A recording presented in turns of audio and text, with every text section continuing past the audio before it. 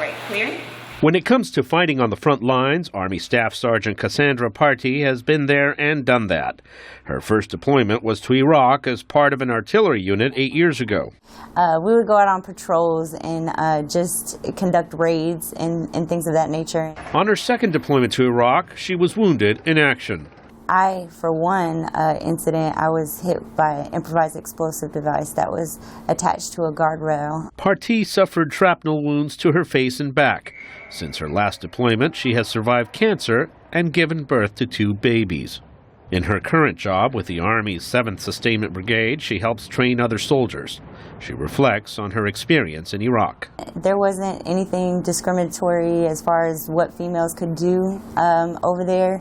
When it came time to be a gunner and be on the gun, females took the guns. So it was no surprise to her when, in one of his final decisions as Secretary of Defense, Leon Panetta announced the lifting of rules excluding women from some combat roles. They serve, they're wounded, and they die right next to each other. The time has come to recognize that reality. These are the roles that we played in these wars. We've been there all along.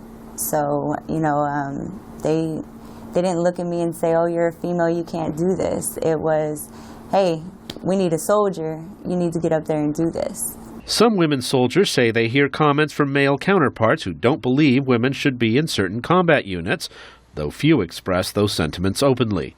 One of Partee's male counterparts, Sergeant Shawn Yearby, also an Iraq veteran, says he was surprised by Panetta's announcement. What first went through my mind was, females are going to combat arms, but then I thought about it, I said, well, it all depends. It all depends on if they can handle it, they can handle it. Sergeant Partee has been able to balance life in the military with the other job in her life that she says is her highest calling. I will always be a mother first, always.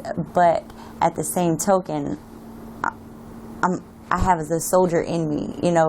The scale is even. Even with the opening of more combat roles, few expect a big rise in the number of women in those roles. The military is planning no change in its physical requirements or training standards.